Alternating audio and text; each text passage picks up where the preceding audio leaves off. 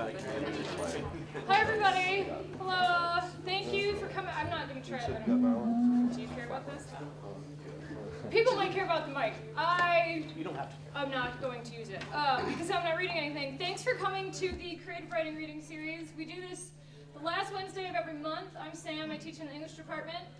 And what else? I'll introduce the host in a minute. I have this little flyer. There are some here. Those are snacks and coffee. And there are flyers on the back table, too.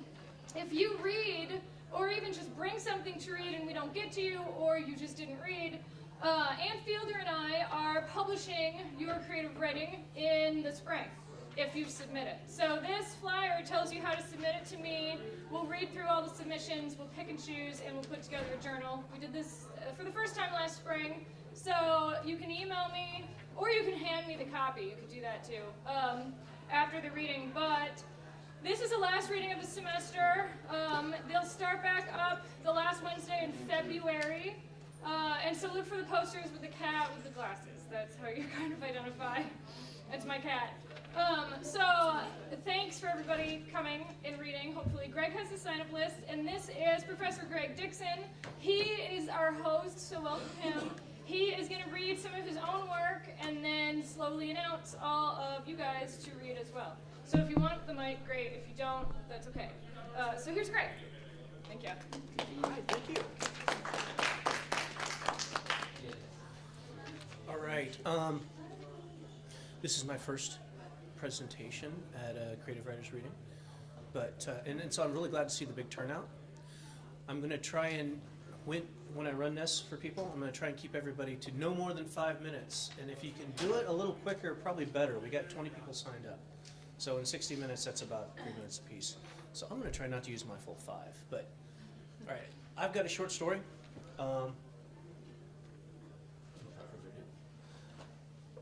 Explaining white man's burden to a colored 5-year-old. That's not for me, the boy explained. He'd been reading The Developmental Wheel that I'd been co-opting as a teachable moment. The moment incorporated the guilt training I received as a Catholic youth. I showed him how, according to the Child Development Wheel, I've got a picture on my blog right there, how at his age he should be dressing himself without help. That doesn't apply to me. Why doesn't this apply to you? It says her, not him. I'm a boy. The boy reads well, thank his mother. And he doesn't react in public when people call him she or her or nice little girl.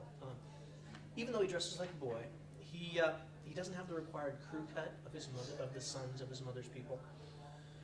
And it doesn't really soothe him to say he's just too pretty. It's like saying he needs scars. He's too young for that. So I explain. It's because when your grandfather grew up and until I was a teenager, it was standard to use masculine pronouns for non-gender specific... What? Actually, I should have... What? He says that a lot. People used he or him when they meant it could be either a boy or a girl. And they couldn't be, when they couldn't be sure. People stopped doing that. He scowls benignly. That wasn't good. I continue. No. So in child education material, books and stuff, when written for teachers use she or her when they mean a child, but they don't want to be, say, boy or girl, but it could be either. How do you feel about that? That's not good. That's not good. His scowl is less benign. My dad always said, I wish I knew now what I knew then when I was younger. And I had always asked him to explain it to me. But he couldn't, or he wouldn't. It irritated me that he wouldn't try. So, wanting to right that wrong, I try to explain to my son. But I figure talking to the boy like he's part of a college discourse community in that dialect and register, it may not be optimal, but it's got to be better than not trying, right? It's only negligibly passive-aggressive. So I explain. You know how people who want to practice social Darwinism tend not to believe in evolution? What? You know how blue-eyed people make the best snipers? What? You know how lying only works if you don't do it? What? You know how we had that talk about why you don't refer to people by the color of their skin? You mean like Cousin Nisha? Yeah, some people have black skin. But if you label a person, it's bad. If you label someone, you negate them. If you don't talk about them, you also deny their existence. So that's what people do. What? You know how 2 wrongs don't make a right? What? Well, 3 lefts will. And at this point, my wife asks, how much of that do you think he understood? All he hears is blah, blah, blah. But I'm a teacher, and I'm thrilled that he pretends to understand, and I'm hoping someday he can explain it to me. Thank you. Now, who's up first? Now, if you go first, I want you to sign a release form we have over here. Pardon me. Whoops. Andrea. Okay, might be good somewhere. But if you want to go read there. Go read first. Here, put the camera up there. And you can sign it later. Hello everyone, I'm Andrea, and I'll be reading a national narrative I wrote. Ready? Go. One hot Saturday in June, my Sunday school class arrived at Adventureland in my grandmother's old dingy brown van. The day began with impatient excitement for myself and the other kids. We could not wait to ride all the rides and play all the games. Sunday school had finally paid off by allowing us to go to Adventureland for a wonderful day of fun. Because I was 6 years old, I was incredibly excited about every sight and feeling of the atmosphere surrounding me. I was even happier to have my cousins and my Aunt Mona there with me. Before I go any further, I should mention that my Aunt Mona was diagnosed with liver cancer the year before. She did not quite have the energy that us children had.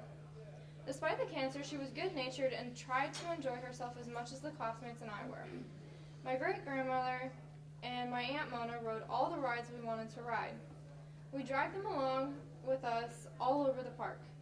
They did not quite have the level of energy I had, but they spent the day running around from ride to ride with us as much enthusiasm as they could muster. The day was coming to a close as the sun began to set, and we had exhausted almost every ride, as well as my aunt and my grandma. For our final ride, we came across the bumper cars. I was ecstatic because I had never been on the bumper cars before, and I had always wanted to. Each car seated 2 people, so all of us kids had to choose a partner. My sister Callie was with our cousin Timothy, brother Burke's children were together, and my cousin Dakota wanted to go with my grandma Brown because he was scared. That left me by myself because my Aunt Mona was not feeling well due to her cancer treatment. Her medicine often left her tired and worn out, and it finally hit her at the end of our day. I stepped up to the gate and was stopped by a middle-aged man who asked me to stand next to a yardstick. I stood next to the yardstick, hoping I was tall enough to go on my own. Sadly, I did not meet the height requirement to be able to reach the pedals. I did not have anyone to ride with me because my Aunt Mona did not feel well, and everyone else had their partners. I felt left out, and I began to cry quietly by myself because I was the only one who could not go. Jealousy coursed through me because everyone else was having fun without me. My Aunt Mona felt sorry for me and tried talking to me to make me feel better. At age 6, kids generally have a hard time being cheered up when they feel left out, and I was no exception. She tried to make me smile, but I could not manage to do so. Because of my lack of response to her attempts to cheer me up, she took me by the hand and asked me to take a walk with her. I was reluctant at first, but followed as she tugged on my hand. On our walk, we stumbled upon a photography studio that takes old Western saloon-style photos. We wandered inside to check out the clothes. My aunt, being the charismatic woman she was, convinced the photographer to let us dress up in the various clothes options they had. Because of my aunt, I forgot all about the bumper cars. I enjoyed every minute of one-on-one time with her. My Aunt Mona would do anything to make someone's day better. The way she cheered me up at Adventureland has stuck with me my whole life. She was a magnificent woman who has had a huge impact in my life in many positive ways. She showed me great strength and love through her natural charisma. She lived 14 years with cancer, but she never let those she loved have a bad day while she was around. The everlasting impact she has had on my life began with the day at Adventureland when she made me forget about being left out and made me want to be as strong and happy as she always was. Thank you. Is Cortland here? You're up. That's a lot. And Kale, you're next. After Kale, Christian. Christian? Who's Christian? All right. Take it away, Cortland. Hello guys, I'm Cortland. Let's start now. Oh shit, is everyone alive? I told you this was going to happen. Senior year, going into high school, Nebraska, a great day in summer. We're just living it up, feeling really strong about yourselves. You're really amped up. You think nothing can really touch you. But me and my buddies are out during the day. We already were screwing around mudding. Almost died once already. And we finally went and met up with some girls at this lake. Hung out at the lake for a little bit. Everything was going good. Kind of everyone paired up, kind of how the usual high school stuff goes, summer flings. So we're headed back to one of my buddy's houses. Pretty fortunate. He's got a big-ass house. We can go there, watch a movie, get pizza. For some reason, we're not done with our thrill-seeking yet. Someone jumps in the bed of this truck with two straps holding onto the backside, and I'm driving the vehicle. Definitely probably not the most intelligent thing. Again, I'm 18, kind of went with it anyways.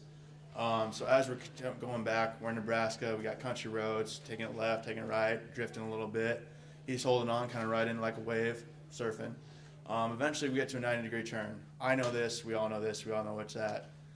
He's talking a little bit of noise in the back of the truck saying that I'm not pushing him hard enough, so I decided to amp it up a little bit. This turn is probably, I guess, graded at about, 87% degree turn, and I took it at 65 miles per hour. We are safe all the way until I tried to overcorrect backwards, and we all flipped. That's where we got the oh shit, is everyone alive? Unfortunately for me, I was the one driving. It wasn't my vehicle, and I almost killed every one of my best friends. I had 5 people in the car. Lucky for us, we had a father that we knew in town, came up and drove up. He was a paramedic, called the ambulance and everything. Everyone survived. Everyone's alive today. Everyone's strong and healthy. I went to the doctors, got an MRI, got my head checked out and everything. Later on that week, I have a scar here, and you can't see now, I had scabs all over my face. And because of the lake and everything, I got infection in my face.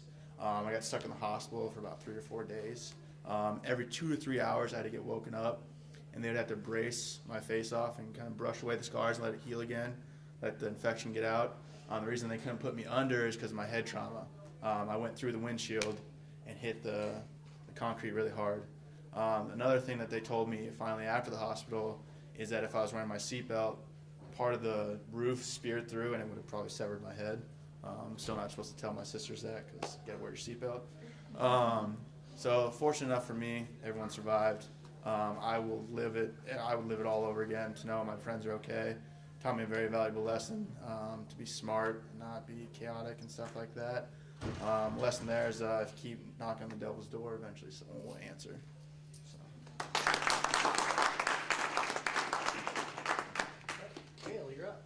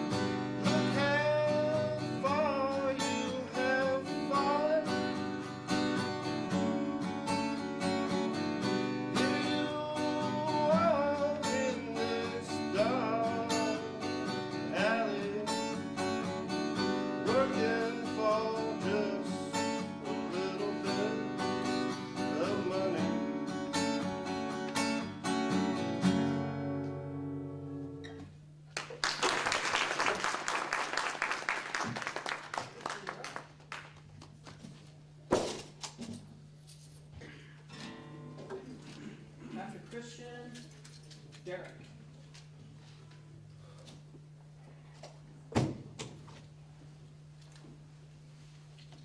Hello? Hello?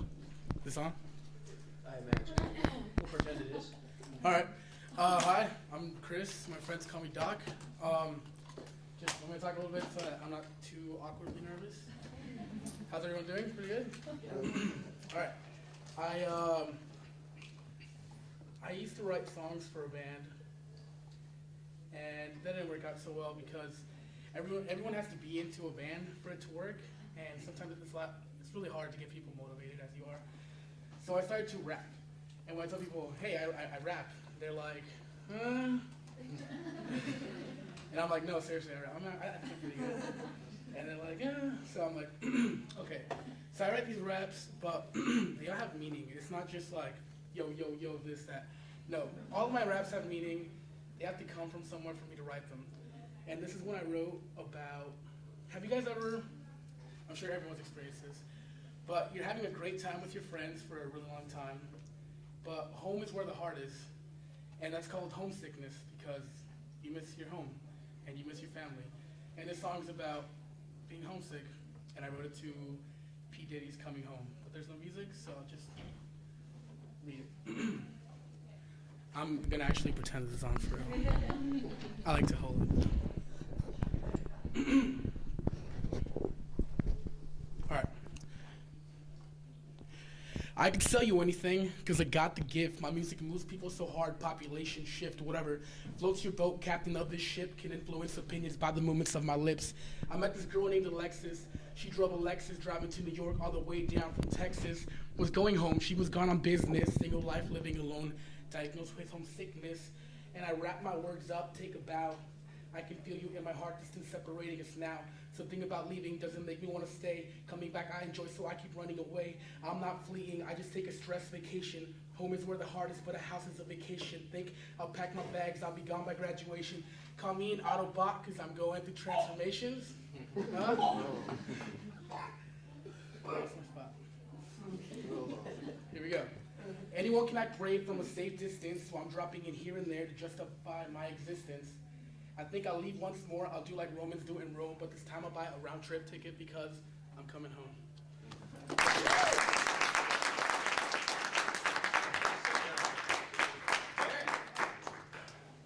Thank you, Derek. Teresa Watts. Teresa.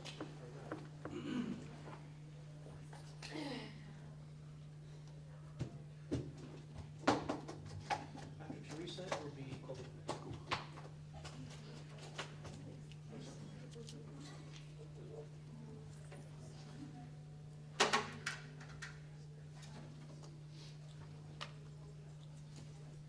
Okay, hi, I'm Derek. This is an original composition. It's actually a Christian song, so if you guys don't mind, I'll share that with you. It's called Your Love is Raining.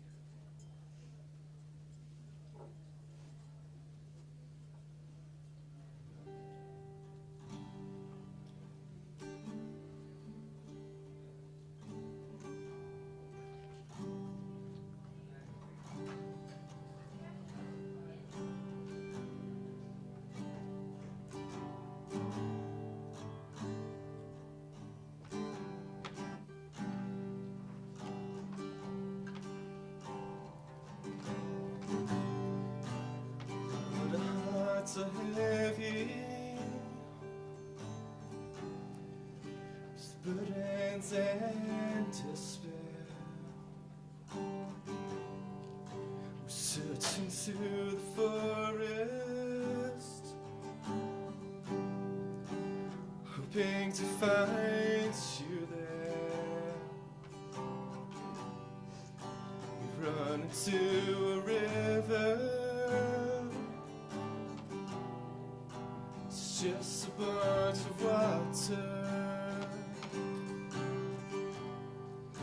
We think we see you there.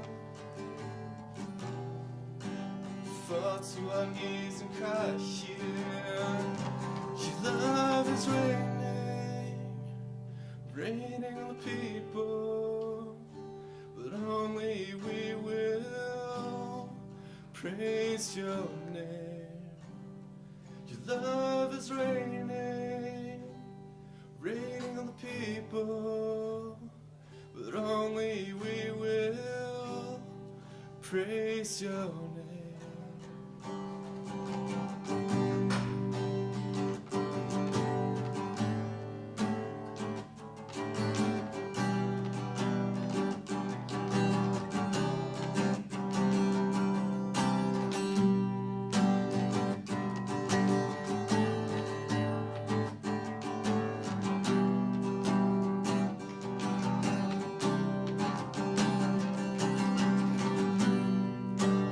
But our hearts are heavy, with burdens and despair. Sitting through the forest, hoping to find you there. Running to a river,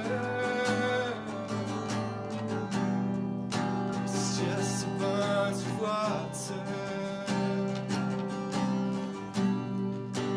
Think I see you there.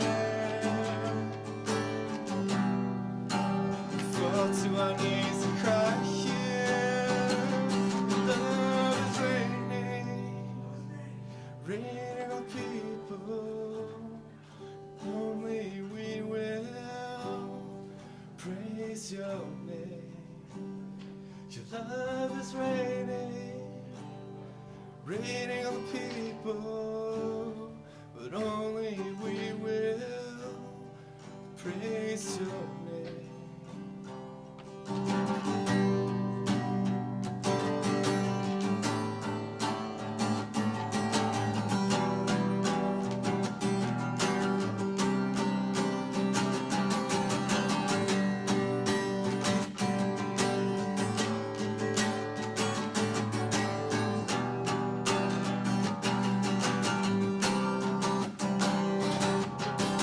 Rise up, give some light. Everything's alright. It's raining on the people. Love is dripping on the people. We're bowing side by side. Praise you all the night.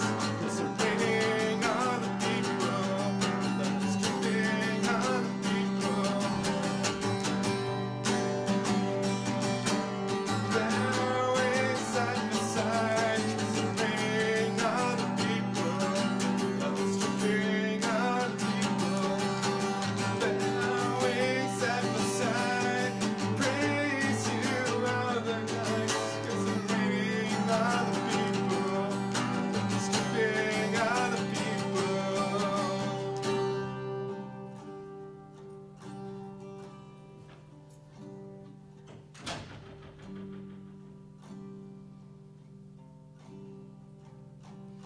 Your love is raining, raining on the people, but only we will praise your name. Your love is raining, raining on the people, but only we will praise your name. Your love is raining, raining on the people, but only we will praise your name. Your love is raining, raining on the people, but only we will praise your name.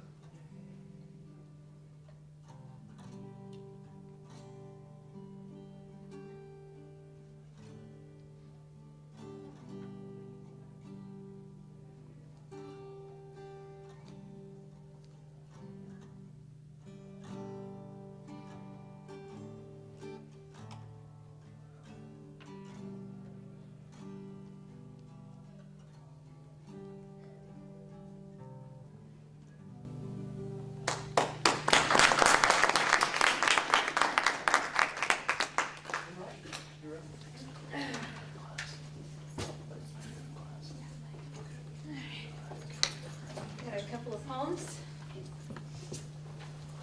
One that's kind of a little past expiration date, but 9/11 poetry. This one's actually really short. I am tired of 9/11 poetry. Every poet fancies himself immortal in the pen strokes that fell between 8:46 a.m. and 9:03 a.m. Eastern Standard Time. I am not going to live forever. And no words do no justice, even though we keep trying. Small Scythians of ink against history's tyranny. That's the first one. And this one was a lot more fun for me to write. Do you not have daughters? I know women who don't vote with their vaginas. Women who profess legs run into hips, fusing with tailbones and thighs, twisting from backbone to breastbone, giving their vocal cords all the voice that a strong woman needs, and the rooms in between the gag orders that misogyny decrees. And I have to ask them, do you not have daughters? Do you not have daughters who deserve the dignity of making mistakes? A boy who lies when he says he loves her, one drunk night, and one pregnancy test later. 1 in 3 women will be sexually assaulted by the time they are 18. Is your daughter 18? And are the odds of that 1 in 3 so comfortable that you would let your daughter be in a world that revokes her right to prosecute without the privilege of bruises and scratches marring her now battered shore? Do you not have daughters? And will you shame her at the inevitability of her losing her virginity when she becomes a woman instead of a wife? And how will you explain to her that the political process of her boyfriend's erectile dysfunction will trump her ability to decide if she wants to bear his child, even if she ponies up the copay? I do not know these women, though I do know their daughters. I speak with them as they navigate the necessity of love letters scrawled in crayon, mind struggling to contain the burgeoning confusion of bras and broken hearts, and beautiful strength born out of living as someone who someday could bear their own daughter. And so I ask them, and I ask you, I ask every woman, tell me, do you not have daughters? Do you not have daughters whose lives could triumph those choices and not consequences?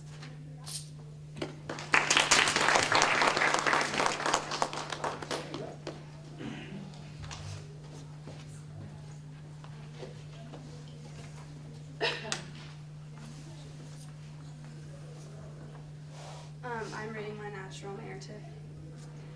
Oh no, I am dead. This is the third one. These were the thoughts going through my mind after my third speeding ticket.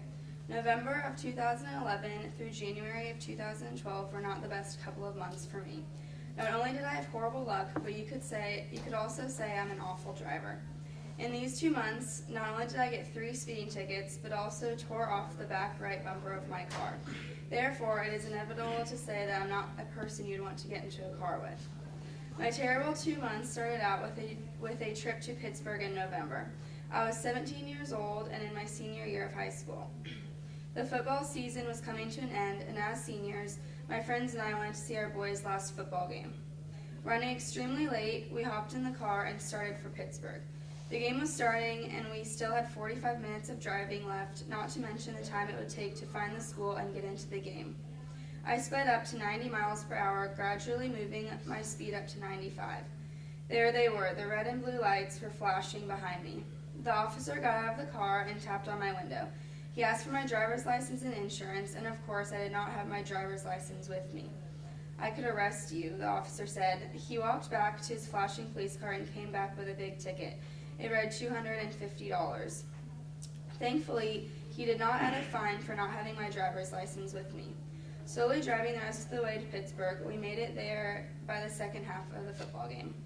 In some good luck, one of my best friend's father is a lawyer. I called him the next morning bright and early. He told me to come into his office the following week, give him the ticket, and he would help me out.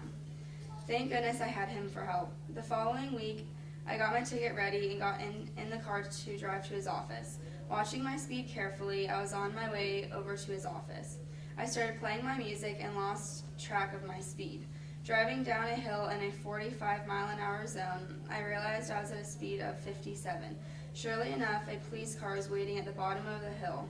There they were again. I saw those horrifying flashing lights through my rearview mirror. I pulled over and couldn't help but start bawling. I thought the tears may soften the police officer a bit, but they didn't. The officer handed me another ticket. However, this was not as expensive as the first one. I got to the lawyer's office and explained now my 2 tickets. He said he would help me with these 2, but no more. I promised him I would not get any more tickets. I should not have made that promise. In December of 2011, I was driving to my friend's house who I had not seen in a while. I was getting on the highway, driving at a safe and legal speed. Getting closer to the exit ramp, I realized I had been driving in a construction zone, therefore the speed limit had dropped to 55 miles per hour. It was too late. There they were for the 3rd time. Those bright lights were flashing behind me. The officer got out of the car and tapped on my window. "Do you realize you were going 72 in a 55, ma'am?" I tried to explain, being that it was dark outside, that I did not see the construction zone speed limit. I tried my best to sound sincere. However, he came back to my car with my 3rd ticket. Usually for speeding in a construction zone, the fine is doubled. However, the officer gave me a break and just fined me for speeding. Why can't I focus on my speed? I've now had 3 speeding tickets in the span of 1 month. In January of 2012, Christmas break was coming to an end. My brother had been home from college for break. I was getting ready for school on the first day of 2nd semester. Running extremely late, I got in my car to back out of the garage. Backing out at a fast speed, I heard a huge bang. Oh no, what did I just hit? My brother's car was sitting on the driveway behind me. I was not used to his car being in my direct path of backing out of the driveway. I got out to see the damage I had done. His car was perfectly fine, but my bumper was ruined.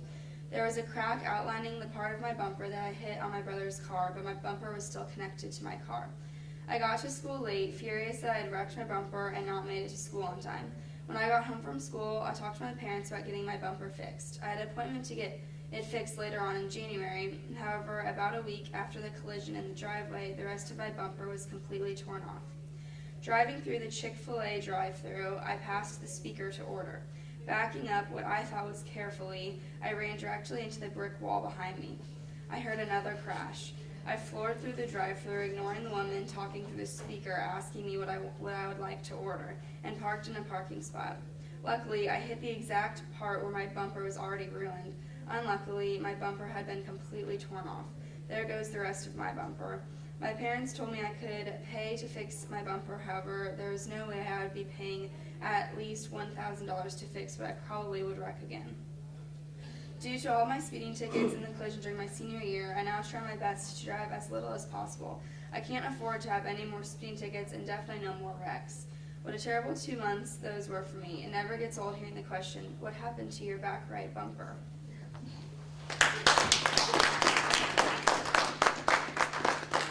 Corey? It's Corinne. Corinne? You're up.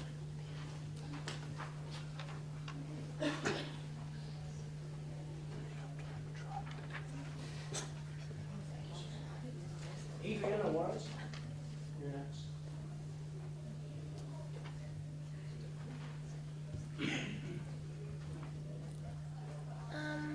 I have a haiku. Mine's rabbits. Quietly, softly, sweetly, lovely, happily, curiously hop. Then cute.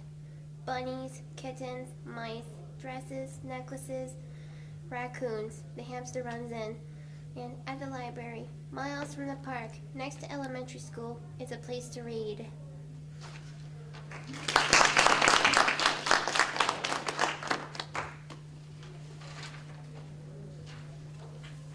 After Adriana, Zach.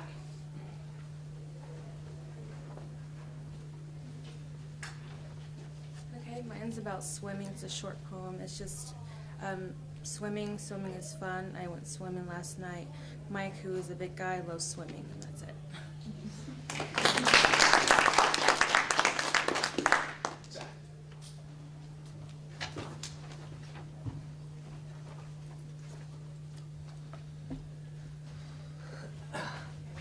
Okay. Hi, I'm Zach, and this is not my first time reading. I'm going to share with you book I'm trying to start, and this is just chapter 1. This is all I got so far. That late night was as painfully quiet as the words spoken between the two bodies resting inside that jet black Honda Civic. They drove straight down the silent road for hours with no known destination in mind. The man driving hadn't so much as turned the steering wheel 7 degrees in the last 20 minutes. The midnight sky offered no comforting stars, no shining light above, and the quiet air hung heavy like the fog filtering through the dead forest surrounding the road. Soft, enchanting music emitted from the radio, allowing the two to slowly get lost in the melodies. The music pulsed louder, but gentle, like the faraway squeal of a pot of boiling water. The soothing sounds of light percussion made the two souls drift even further from reality. The windows on the car were cold to the touch, reflecting the icy emotions laced over the couple. "Why are you doing this?" she asked without expecting a response. The sudden sound of her voice penetrated the still air of their speechless drive. In comparison, the whisper seemed so loud, it made the man driving jump a bit. "I'm not doing anything," he replied, in a weak voice, but internally, not even he believed that statement. This is what's best. For you, for us." Then he thought, or maybe just for me. Music consumed the car again as the two fell quiet. He lost himself in the speakers. The man shot his partner a quick glance of empathy.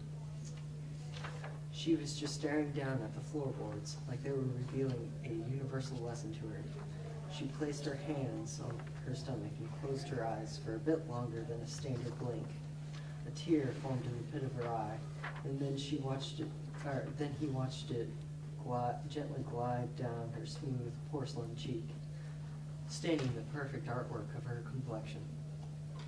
She looked back up to meet his eyes and filled her empty shame with false rage. Then he was shouting. Now the emotions they tried so hard to hold back were pouring out in confessions. "I'm sorry for everything. You never deserved any of that. It is all my fault. Just please don't leave," he pleaded to her. Apologies were made, but no answers were found. They barely even knew the questions. He reached over to her and gently placed his hand on her arm, making her close her eyes and wince in pain. Their eyes met again, and she read the confusion written on his face.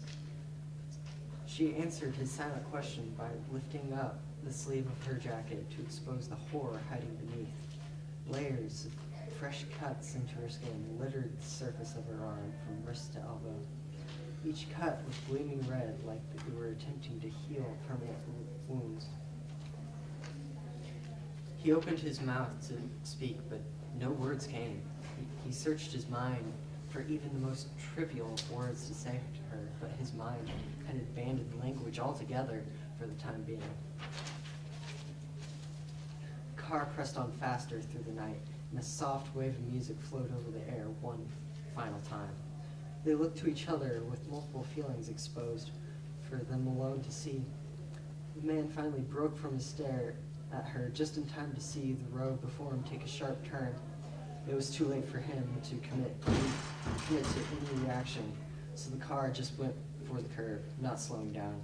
The car flew into the woods, airborne for a good 2 seconds, before slamming against various trees on each side. It was almost as if the trees came alive, reaching out to scrape the side of the car, chipping the paint away. Glass from the windows shattered, and the pieces whirled around the interior of the car like a hurricane, each shard threatening to take a life. The car rampaged on until it collided with a thick oak willing to end the madness. One glance over to her revealed her clicking in the seatbelt that was about to save her life, and then impact. He felt his body leave his chair, then the car, and finally her. Darkness closed over the man, and his body remained as still as the night air.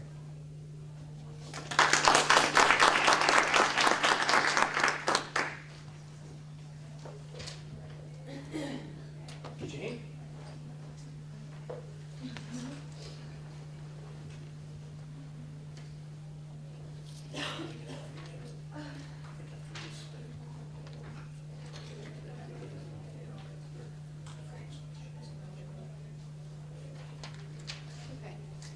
So I'm fighting off a huge panic attack, so apologies in advance.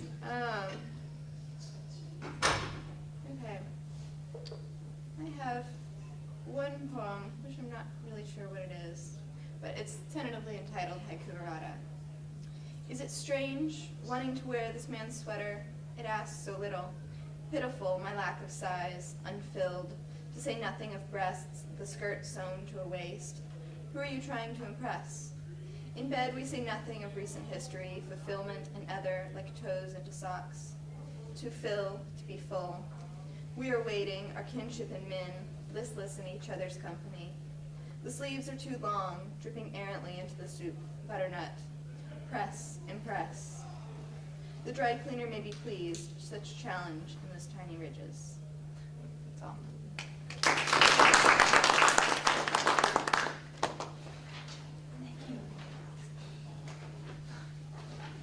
After Blake, I've got Beth Akins. You're next. Hi, my name is Blake. I did my haikus on dogs. Dogs are playful, big, and smelly. They're also small, noisy, and loud, and also tall, toy, Jack, and Fred. And that's all.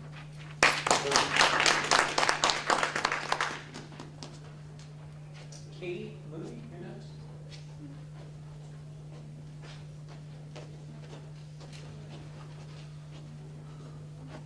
Hey, I did mine on running. Running is tiring, brutal, exhausting. Healthy, and you run against people. And running is hard but rewarding. Katie's up. Connor, you're next. Mine's about babies. Cute, adorable, happy and manageable, and most wonderful life.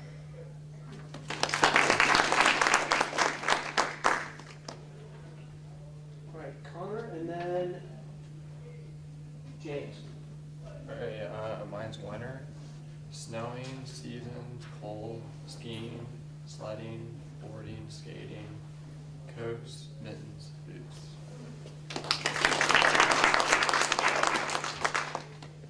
All right, James. Is James here? Wait, no, I'm looking over. James three. Okay. Chelsea, you want it? Yeah. Oh, wait, is that James? Yeah. Oh, okay, I didn't see that actually. How did you do that? You can go after James.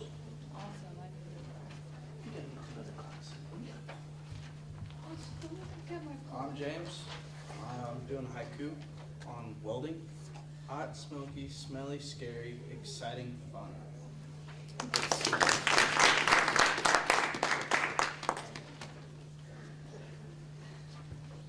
All right, Chelsea's next. And is that her? No, because you're next. It's up to you. Alright, I wrote this poem after many bad relationships in my high school years, and I wrote this when I felt like I was out of them. It's called I Just Wanted to Say. I used to sit around all day and think my life had wasted away. I waited for something to cheer me up, but everything I saw made me glum. Until one day you said hi, and I was ready to say goodbye. Something clicked inside of me, and for the first time, I was happy. We talked almost every day. You smiled at me and called me a babe. I blustered you, what could I say? My heart was starting to melt away. We went out and had lots of fun, and I dreamed of you when the day was done. All bad thoughts erased my mind. That's how it'll be till the end of time. It's been 5 months, I've been with you, and many more will come too, because I know that you'll always be true. I just wanted to say that I love you.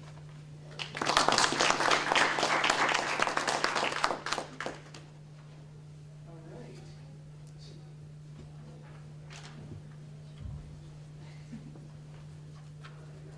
Alright, so just one little poem. All right. It doesn't have a title. By the age of 12, I had cleared my tab with God and prepared to enter the pearly gates in my next breath twice. At the age of 36, while jostling in a plane even the pilot knew shouldn't have taken off, I wonder if the bombs and the earthquake would have been faster. Anybody else want to go? All right. Then a parting word. Thank you. Thank you all for coming, and thank you for reading, those of you that read. Since this is off camera, I'll tell you that this was almost called Death-amageddon, because I thought, and that disaster thing kind of tied right into it. It's like, yeah, it's the Mayans said, well, isn't it like next week everything's ending? You know, and like everybody was dying. No, this was a lot of fun. I'm really glad we didn't have a theme. Thank you all for coming, and thank our cameraman, Russell. Thank you.